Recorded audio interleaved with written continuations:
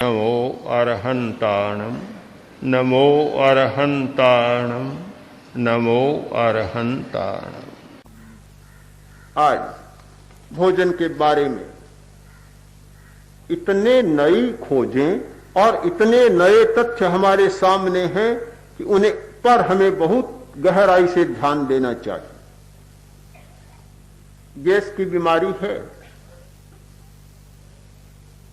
दाल खाता है। दाल वैसे आवश्यक मानी जाती है, प्रोटीन के लिए दाल आवश्यक है, किंतु जिसके गैस की बीमारी है भयंकर, उसके लिए तो दाल जहर का काम करेगी। प्रयोग करके देखें, जिनके ज्यादा गैस की बीमारी है वे दाल को छोड़कर देखें, उन्हें अनुभव होगा कि बहुत ठीक हो रहा है।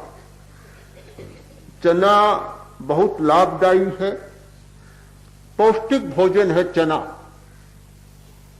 किंतु जिसका पेट ठीक नहीं, गैस की बीमारी, उसके लिए तो चना जहर का काम करेगा।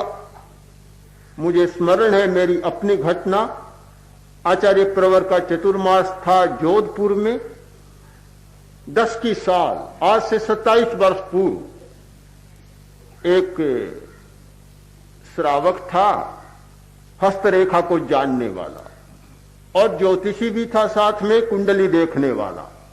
आया, कुंडली ने देखी, हाथ की रेखा देखी, उसने पहली बात यही कही, आपको चना कभी नहीं खाना चाहिए।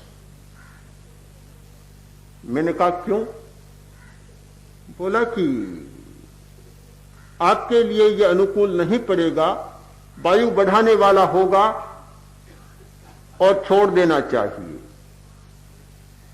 मैंने उस दिन से चने को छोड़ा, आज तक 10-20 ग्राम भी नहीं चखा होगा,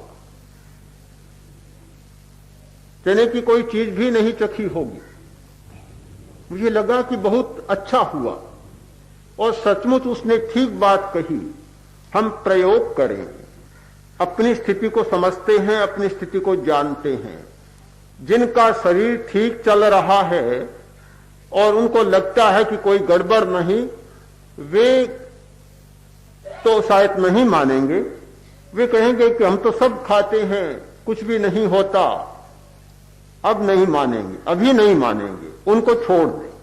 किंतु जिनके कोई बीमारी है, शरीर ठीक नहीं है, स्वास्थ्य में कोई गड़बड़ है, उन लोगों को अवश्य यह प्रयोग करके देखना चाहिए कि अमुक चीज बदलने से क्या होता है।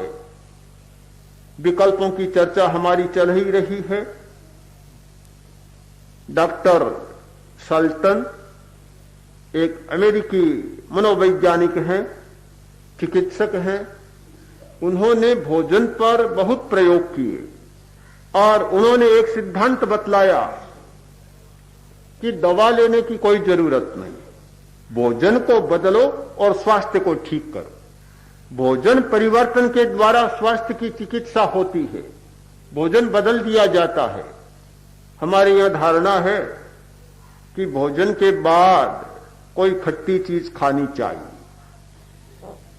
खाटा, बहुत खाटा चला है, हिंदुस्तान में खाटों की कमी नहीं है, इतनी वैरायटीज है खाटों की। पीपल का खाटा, अदरक का खाटा, न जाने खाटा ही खाटा, कितना खाटा है, बहुत खाटे चलते हैं कि खट्टी चीज खाओ। डॉक्टर सल्टन ने बतलाया कि भोजन के साथ, श्वेत सार या अन्न के साथ खट्टी चीज खाने का मतलब है कि पाचन को और बिगाड़ दे। बात बिल्कुल उल्टी लगती है। हमारी सैकड़ों वर्षों की धारणा कि भोजन के बाद तो पीपल खाओ, अदरक खाओ, कोई न कोई खट्टी चीज खा लेनी चाहिए, नींबू की गोली खाओ, जिससे कि मुंह का स्वाद भी ठीक हो जाए और पच भी जाए। और ये तो नमक का नींबू खाओ। हाँ, और कुछ नहीं तो लूणिया नींबू ही खाओ, जिससे कि सब कुछ ठीक पच जाए। बिल्कुल उल्टी धारणा। उन्होंने जो सिद्धांत बतलाया वह भी समझ में आने वाला है। हम जो खाते हैं, अन्न खाते हैं, तो अन्न खाते समय एक स्राव होता है टॉयलिन नाम का, वह अन्न को पचाता है। जब भीतर जाता है अन्न और ऊपर से खट्टी चीज खाई जाती है तो वह अम्लता, एसिड उस रस को, स्राव को समाप्त कर देते हैं। अन्न सड़ने लग जाता है, गैस पैदा होती है, दूषित वायु पैदा होती है, अपान दूषित होता है और सारी गड़बड़ हो जाती है। विश्वास था खूब दूध पीने का, दही खाने का, तो प्रोटीन की जरूरत तो है, पर कोरा प्रोटीन खाया जाए तो भी शरीर में बहुत दुर्बलता आ जाएगी। पुराने जमाने के लोगों का जल्दी मरने का, जल्दी बूढ़ा होने का कारण था कि उनको क्षार तत्व नहीं मिलता था, कोरा अम्ल तत्व मिलता था, अम्लता बढ़ाने वाला भोजन मिलता था। बहुत पौष्टिक भोजन था किंतु काम नहीं देता। संरक्षक भोजन वह नहीं होता। एक भोजन होता है पौष्टिकता देने वाला, एक भोजन होता है संरक्षक, यानी बीमारियों से बचाने वाला और कठिनाइयों से बचाने वाला। उसमें बचाने की क्षमता नहीं थी, केवल पौष्टिकता देने की क्षमता थी। दोनों का संतुलन होना चाहिए, अम्लता का और क्षार का। क्षार ज्यादा जरूरी है, अम्लता कम जरूरी है। हमारा ज्ञान बढ़े तो मैं समझता हूं कि फिर इन चीजों के लिए किसी को बताने की जरूरत नहीं कि ये कचौलियां मत खाओ, चाय ज्यादा मत पीवो, हर स्थिति में मत पीवो, ये बड़े पकौड़ियां, तली हुई सारी चीजें ज्यादा मत खाओ, ये बताने की जरूरत नहीं। उन्हें स्वयं भान होगा कि इनके खाने से अम्लता बढ़ेगी। अच्छा है कोई न खाए, पर कोई न रह सके तो कम से कम मात्रा का तो विवेक जरूर हो जाए। मात्रा का हमारे यहां पद्धति यह है कि भोज है, मिठाई मिल गई तो बस और कुछ नहीं खाना है। कतली मिल गई तो कोरी कतली ही खानी और फिर बघारेंगे। आज तो हम भोजन में गए, हमने तो बस एक ही द्रव्य लगाया, दूसरा द्रव्य ही नहीं लगाया। ऐसा लगता है कि मानो कोई महान युद्ध जीत कर आया, बहुत बड़ी बात हो जाती है। पर यह पता तो होना चाहिए कि जीभ को तो स्वाद मिला, पर आखिर पचाना तो जीभ को नहीं है। पचाने का काम तो है रसों का, पाचक रसों का। पाचक रस तो बेचारे जितने स्रवित होते हैं उतने ही स्रवित होते हैं, ज्यादा तो नहीं आते। उन्हें क्या पता, पाचक रसों को तो पता नहीं, वे तो मात्रा में थोड़े ही होते हैं, ज्यादा नहीं होते। मालिक ने कहा नौकर से, तुम तो बड़े गधे। नौकर बोला, मालिक बड़े तो आप हो सकते हैं, मैं तो छोटा हूं। हाँ, बड़े गधे तो आप ही हो सकते हैं, मैं तो छोटा हूं, बड़ा मैं कैसे हो सकता हूं। तो रस तो छोटे ही हैं, बड़े गधे तो वे नहीं हो सकते।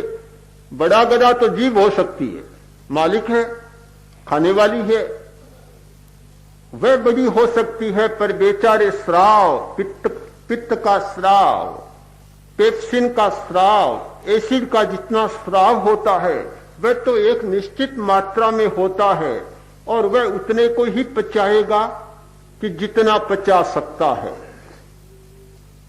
यह भी आपको पता होना चाहिए। एक चीज को पचाने के लिए कोई भी रस पर्याप्त नहीं है। कोई आदमी यह सोचे कि फल तो बड़े संरक्षक होते हैं, क्षार प्रधान होते हैं, कोरा आम ही आम खाओ, कोरा केला ही केला खाओ। अरे केले को पचाने वाला रस तो चाहिए। केले को पचाने वाला जो रस है, जो एसिड है, वह तो निश्चित मात्रा में ही होता है। ज्यादा खाया तो वह पचाएगा नहीं। कितना अनेकांतवाद है हमारे भोजन में, हमारे जीवन के व्यवहार में, कि हर बात की एक सीमा है। केला 1 या 2 एक मात्रा में खाया जा सकता है, बस 2 से ज्यादा नहीं होना चाहिए। आज संतुलित भोजन की तालिकाएं मिलती है। बादाम खाना है तो बादाम की मात्रा है 25 ग्राम। 25 ग्राम। अब 100 कतली खा जाते हैं, भगवान जाने कि कितने ग्राम हो जाते, कुछ पता ही नहीं चलता।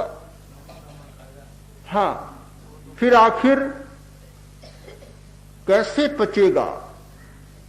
मैं मानता हूं कि बहुत सारी जो गड़बड़ियां होती हैं, शारीरिक और मानसिक, उनका कारण हमारा भोजन बनता है, पता नहीं चलता। भीतर ही भीतर में जहर जमा होता चला जाता है। इतना जहर हमारे शरीर में जम जाता है, वह सूक्ष्म होकर पता नहीं चलता।